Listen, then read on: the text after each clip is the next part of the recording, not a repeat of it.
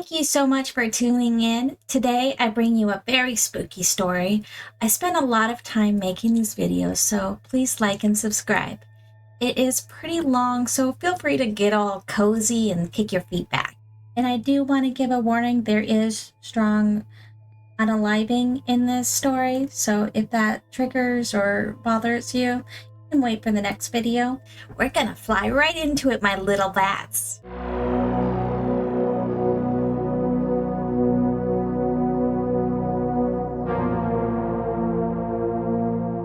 Room 733, the suicide room. That's what they called room 733. As if I didn't have enough to worry about my first day as a freshman. We were assigned to dorm room 734, which, it turns out, wasn't one of the nice add-on rooms in the South Hall.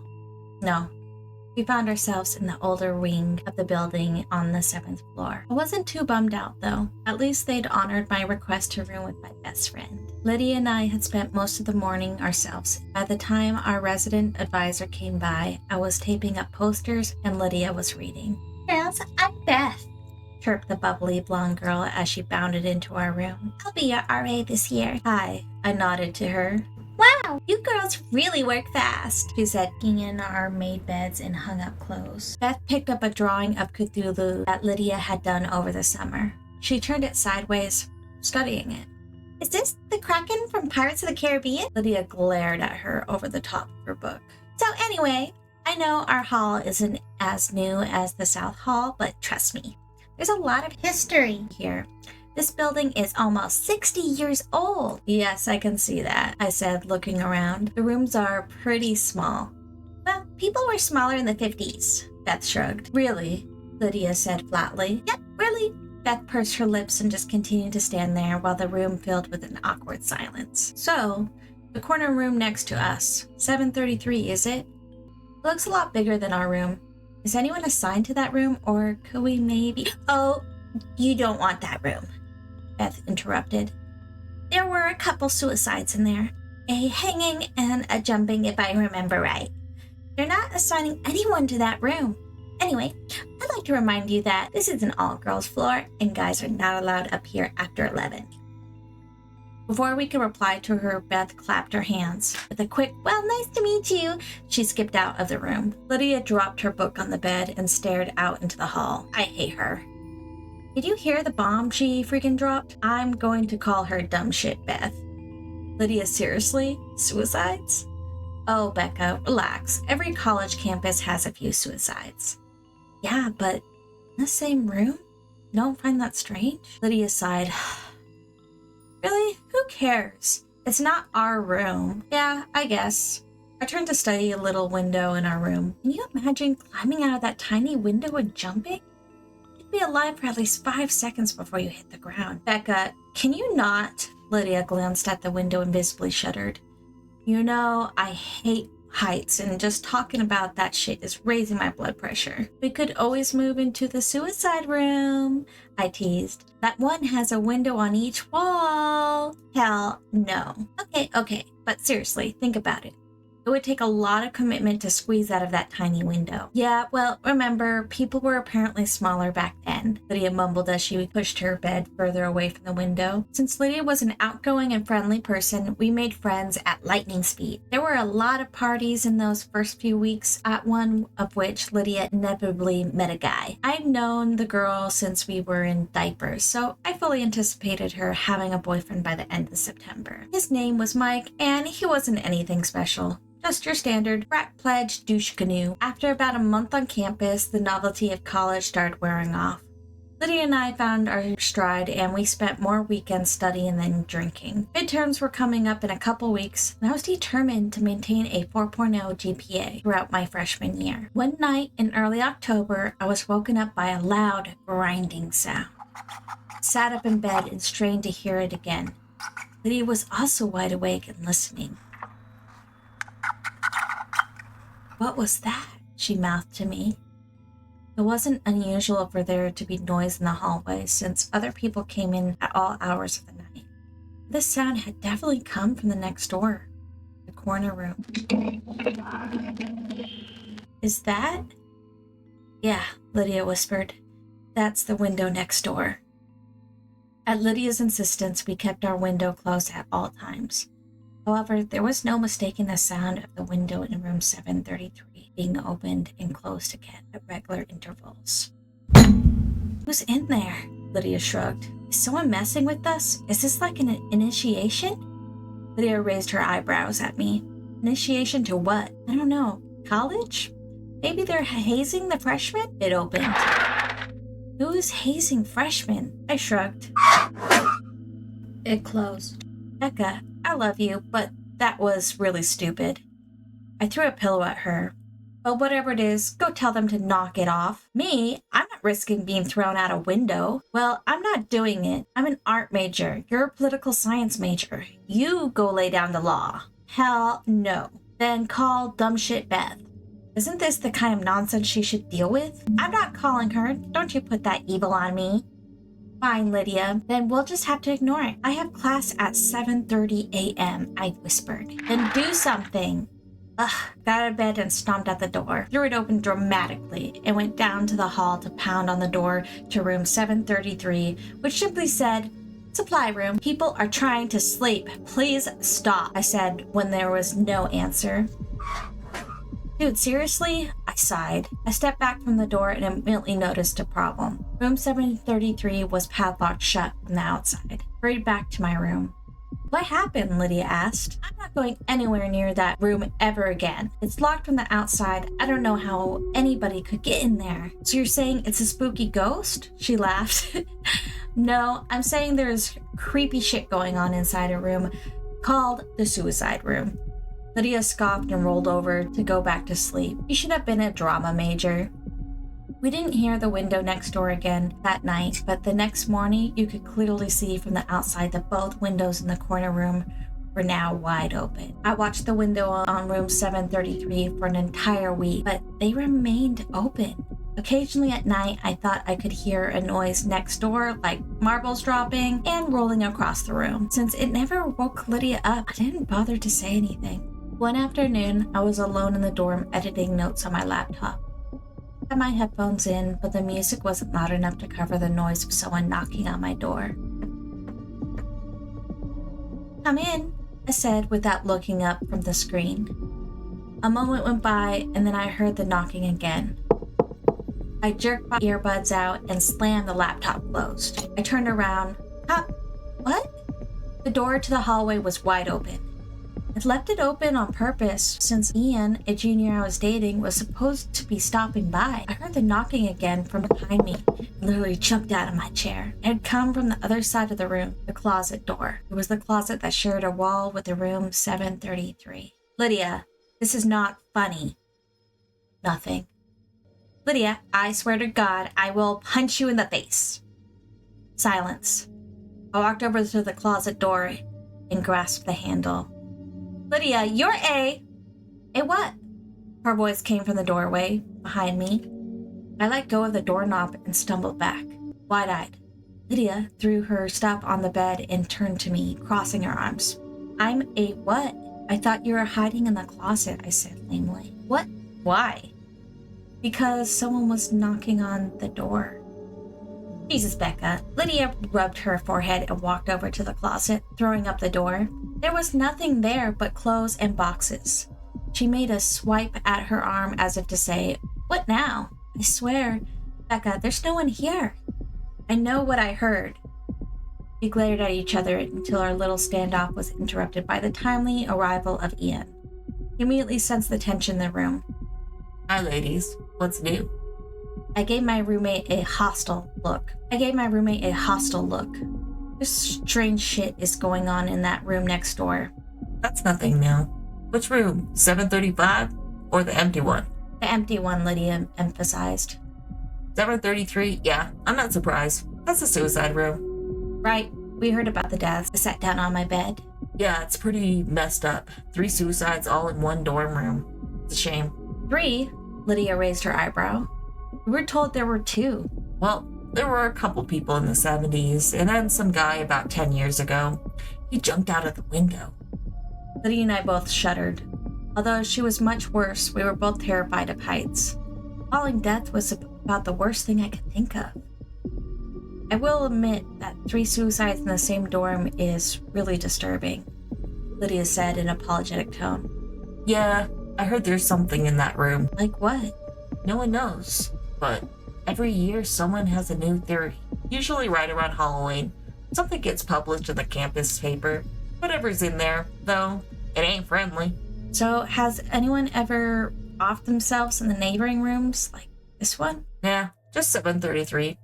Honestly, I was surprised when I heard they were opening the North Hall this year at all. They told us we were the biggest incoming freshman class in 20 years, I said absentmindedly.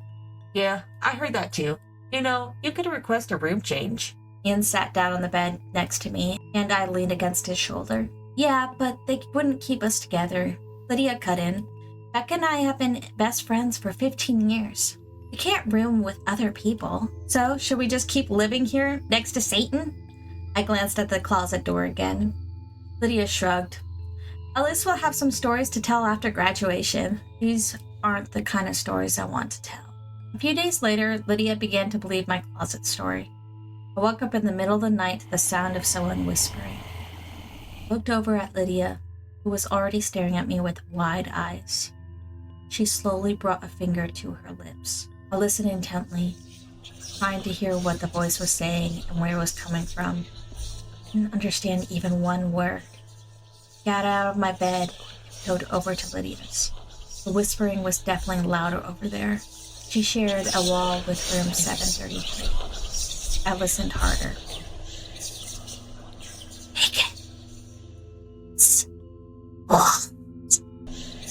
What the hell? Lydia leaned over and put her ear up to the wall.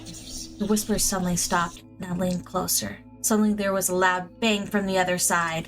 Lydia immediately recoiled and clutched her ear in pain. Someone was in there, suddenly more angry than scared. I again threw open our door and stomped over to supposedly empty supply room. Banged on the door loudly, not caring who else I woke up at this point. Are you kidding me? I yelled at the door. This shit isn't funny anymore. Come out of the room. Silence. Then the doorknob started to turn. I don't know what I expected to happen, but it wasn't that. Backed up so far from the door that I ran into the opposite wall. The handle had turned all the way down. Something started to push from the other side. The door groaned loudly, but the locks held. I held my breath till the pressure on the door subsided and the handle slowly returned to its normal position. I noticed Lydia peeking her head out of the room. She held up her hands as if to say, "What? Someone thinks they're funny." I answered her out loud. She shook her head and disappeared back into our room. I knelt down on the floor, brought my head down to the carpet, peering under the door crack. It was the first time I had seen into that corner room. Room 7030, I knelt down on the floor and brought my head down to the carpet, peering under the door crack. It was the first time I had seen into the corner room. Room 733 was definitely a supply closet. There were chairs stacked along one wall and bed frames along the other. A few rotting mattresses were piled under one of the windows. A thick layer of dust covered everything in the room. Windows were absolutely huge. It was something you couldn't tell by looking up at the building. They were open as always. I could definitely see how someone could easily climb through them to the outside ledge. The room didn't look like it had been disturbed in a couple decades, which sent a shudder wrecking through my body. The room didn't look like it had been disturbed in a couple of decades, which sent a shudder racking throughout my body. The moonlight, which had been providing enough light to see into the room, suddenly vanished. I saw only pitch black inside. I blinked rapidly, trying to adjust my vision. I squeezed my eyes shut, and then I opened them.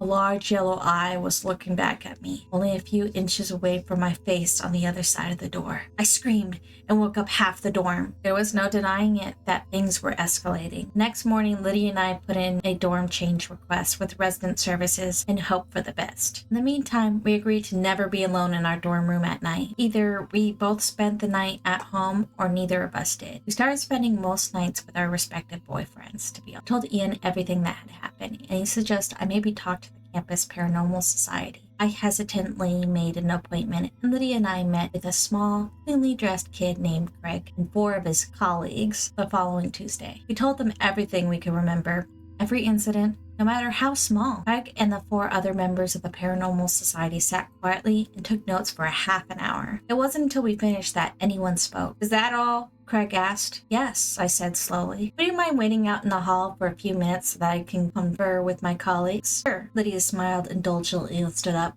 Whatever you need. The door had barely shut behind us when Lydia snorted and rolled her eyes. Let's go. Go where? I asked. Are you serious? Lydia, come on. We need help. I am freaking out.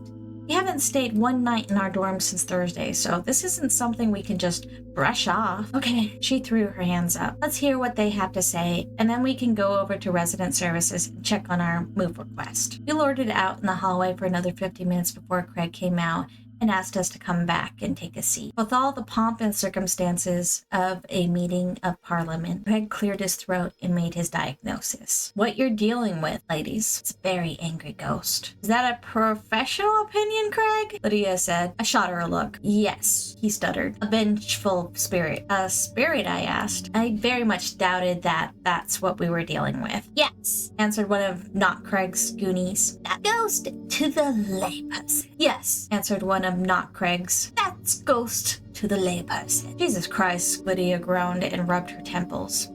Mistaken Lydia's frustration with despair, Craig rushed right into his speech. Don't be afraid. Ladies, we're not going to take care of you. It's true the spirits can be quite a headache if you don't know how to exorcise them, which is why it's good for you to come to us. Suicides almost always result in angry ghosts. They need revenge. Revenge on whom? I asked. On the other students. Perhaps this particular spirit was bullied into taking his own life and now seeks torment of others. Listen, we can take care of this for you right away. All we ask is a small donation to the society, Craig continued. We honestly didn't realize that the room was having this much activity. It's really exciting. Great. Well, thank you for your time, Lydia said as she grabbed my hand and pulled me out of my chair. Do you want to set something up for this weekend? Craig asked. Tell you what, we'll call you. Lydia hurried me out of the room wearing a weary look, and we didn't speak again until we were almost to the admin building. That was a waste of time, she said. Look, I'm not disagreeing with you, but Becca, tell me you didn't honestly buy that. So you don't think it's I was having trouble even saying the word. It sounds so ridiculous. Ghost? Well, I don't know, but neither do they. That guy had no idea what the heck he was talking about. I pulled my hood lower over my eyes as we stepped into the line of the resident services desk. Let me put this away, Lydia continued.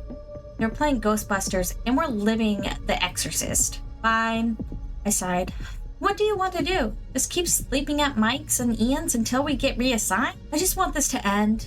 Lydia crossed her arms and stared straight ahead. We all wanted this to end.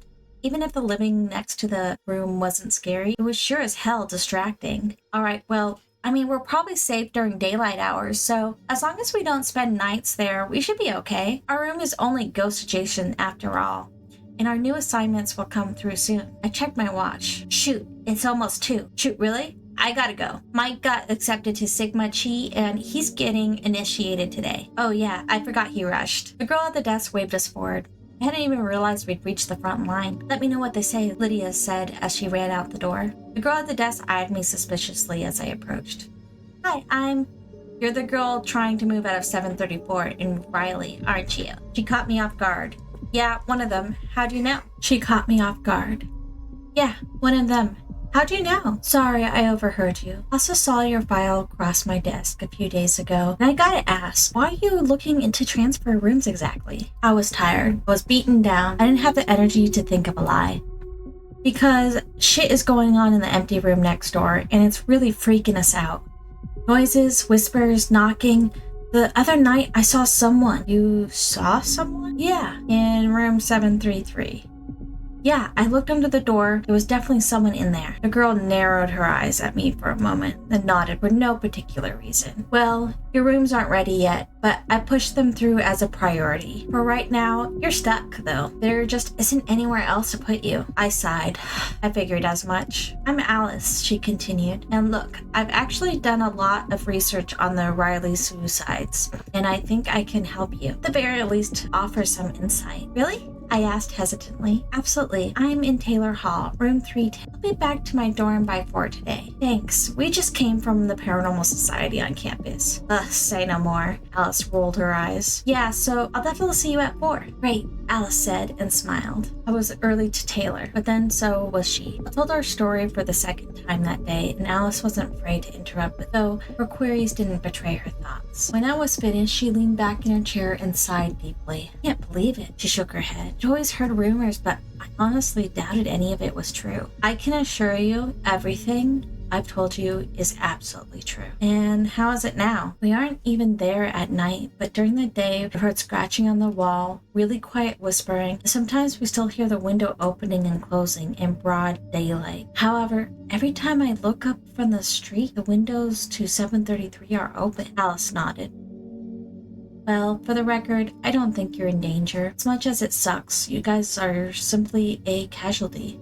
You just need to stay out of room 733. I snorted. Are you kidding? I would never go in there. I believe that you believe that. But this thing, whatever it is, it's tricky. Manipulative. A liar. And it's smarter than you. I'll try not to be offended by that. You shouldn't be. What do you think it is? Something very old and very evil. I regarded her skeptically and then let my eyes wander around the room. I hadn't really noticed the decor before, but to say Alice had an interest in the occult was an understatement. Can't see any situation where I would be compelled to enter the room. I know, but you have to be prepared that there may come a time when you have to make a decision about entering that room. Because what you're dealing with, it's already killed 5 people. 5?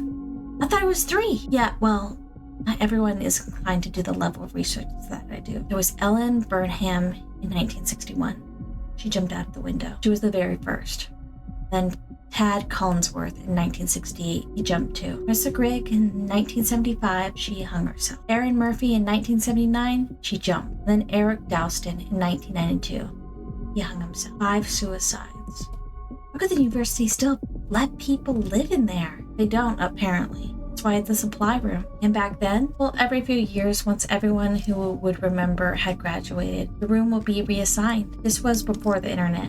You know, and the incoming freshmen were clueless. After that last one, Eric Dowston, they closed the entire north hall of the 7th floor and built more rooms onto the south hall. So, what does it want? Alice shrugged. Chaos? Death? Souls? Who knows? No one even knows what it is. Okay, so what do we know? We know that it's somehow bound to that room, though. It seems to have minimal influence just outside of it. We know that everyone who ever died was alone at the time. We know that it's a trickster. That's what we know. It wasn't enough. Why do you think they do it? I asked quietly. The victims? I nodded. All I know is what's rumored to be the evidence files. All the suicides were found with pictures of writings that were considered unspeakable at the time. It contained horrible, evil things that would make you physically sick to read or see, they say. And these people, they drew them? They wrote that stuff? Yet whatever is in that room drove them mad? That's terrible. That's so terrifying. Have you guys considered getting somebody to bless the room? Jesus? Well, you have a hard time getting him, but perhaps some other sort of holy person? No, I mean, Jesus. You're talking about an exorcism. Alice shrugged. Maybe the rumor in the 70s was that this is all started with a Ouija board game gone wrong in 1961. Really? That shit's made by Hasbro? Not in the 60s it wasn't. Anyway, it's just a rumor. The only person on campus who would know is Tom Moen, an admin. I've tried to talk to him before, but he refuses to see me. Did he go here in 1961? Yes, and he was staying in Riley. We need to talk to him. I need to know what the heck is going on or what's happening. I won't be able to live the rest of my life as a well-adjusted person. I suppose we can try to chase him down on campus. Can we talk to him tomorrow? We can try. Mr. Moen wouldn't see us that day or the next. We tried to catch him on his lunch hour and then again while he was leaving work, but he got around us every time. It was soon clear that the old man was actively avoiding us. Lydia and I had seen little of each other since we'd continued to sleep in other dorms. I went back to our room twice a day. Once in the morning and once in the afternoon. Usually the other room was silent, but that didn't make me feel better. I could always sense something on the other side of the wall, somehow watching me. Felt like calm before the storm. The Thursday before Halloween, I came back to the dorm to shower in the evening, much later than usual. I'd seen Lydia that afternoon, and she'd informed me that she had enough clothes stored at Mike's to last until graduation, so I knew I'd be there alone. I showered down the hall in the safety of the bathrooms and then walked back to my room to change. I was supposed to meet Ian in half an hour to head out to a party, and I wanted to get out of here as quick as possible. Since the silence was unnerving me, I threw my iPod on the docking station and turned up AC/DC. I got dressed and then stood in front of a mirror to dry my hair. Flipped my head over and blow-dried upside down to try and give my hair some volume. Then I flipped my head back and shut off the blow-dryer. I immediately noticed the silence. That wasn't all I noticed. It wasn't in my dorm anymore. I reflected the dusty bed frames and large open windows of room 733. I spun around in a panic to find that I was actually standing in my own room. Looked back in the mirror to see that 733 still reflected there. A slight movement behind me was all it took to make me run. I grabbed my purse and phone and I fled from my room, slamming the door behind me. On the elevator ride down, I called Alice. "I can't do this anymore," I said when she picked up. "I can't go back into that room again. I can't ever go back." "What happened?" I told her. "Jesus, what do you want to do?" she asked. "I need to talk to someone who knows what the heck is going on. Is Tom Moen the only person we know who was here in 1961? The only one I know of. Maybe we can get him on his way in tomorrow's morning. We'll just corner him and refuse to move until he tells us something. He comes in at 6:30, according to the schedule I have. Do you want to meet me outside of Starbucks in the auditorium?" "Yes, I do. I have a class at 7:30. I'll blow it off." "Okay, see you then." I wasn't usually much for parties, but I was glad I was going to one that night. As soon as we got there, I asked Ian to get me a drink. Since I wasn't usually much of a drinker, he gave me a raised eyebrow. I gave him a small briefing of what happened earlier, hoping he wouldn't think I was crazy. Ian made me a scotch and coke. It was the first of many. Around midnight, I went to have a cigarette and checked my phone. I had a voicemail from Lydia left at 11:04 p.m. "Hey Becca, listen, I just had a huge fight with Mike. I guess his frat decided that for Halloween this year, all the new brothers have to spend the night in the suicide room. In our dorm. I can't take it. He knows what's been going on with us, and he still agreed to do this. He's now trying to convince me the Sigma Chi is behind all the stuff going on in the room 733, because they've been trying to drum up buzz for their Halloween deal. I can't." I hit end and threw my phone in my bag.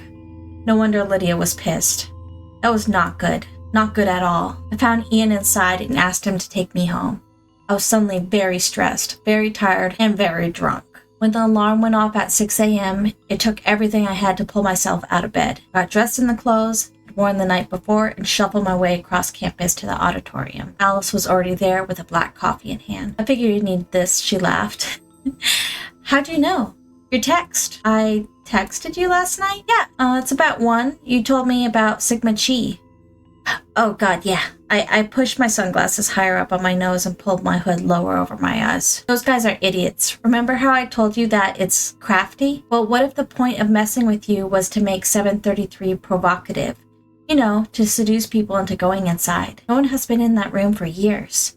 Can you imagine how hungry that thing is? Do you think they're really at risk?" I asked as I sat down on the steps of the admin building. Honestly, yeah. In fact, the only thing that I have going for them is that all those suicide victims were alone at the time of their deaths. So it'll be less powerful with all of them there. Theoretically, we would know a lot more if we knew what it was. And we can't know what it is without knowing how it got here.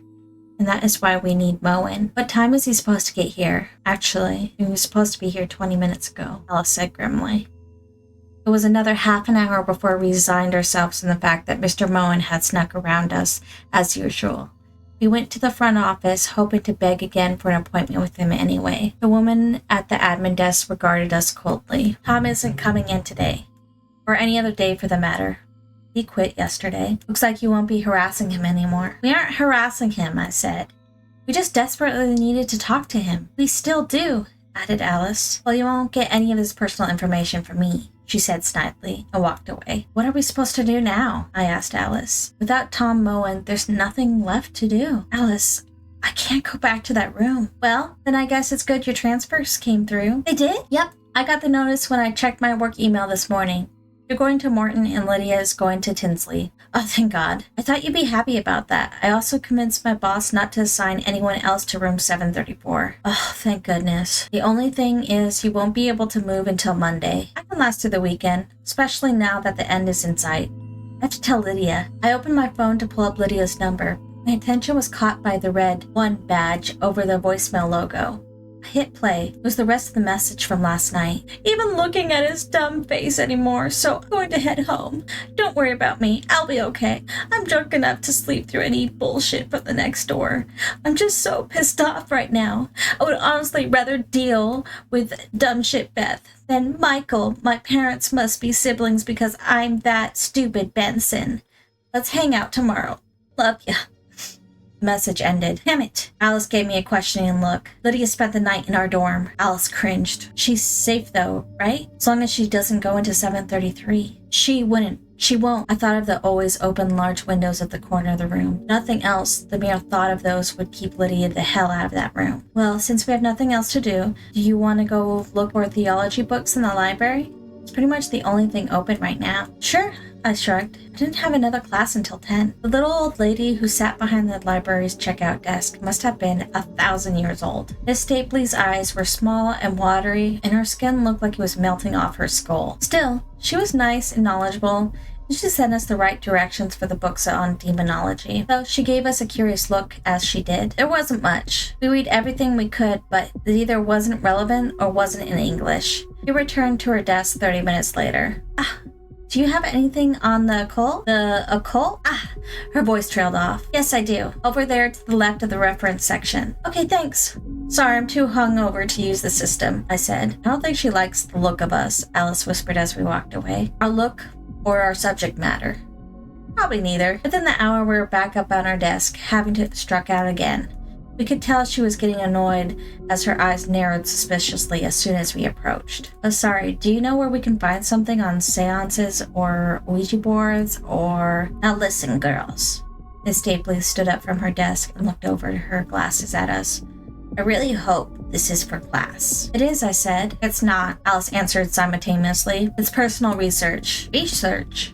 What kind of research? Look, we're not going to mess with a Ouija board or anything, I said. Miss Stapley smoothed her pleated pants and sat down. Because I can't have that sort of thing going on here again. Again? Alice latched on. The older woman suddenly looked very uncomfortable and started fidgeting with a stack of books on her desk. We may have something on seances and... Miss Stapley, we've searched what happened in Riley in 1961, Alice interrupted. And also what's been happening there ever since. Well, it's no secret, is it?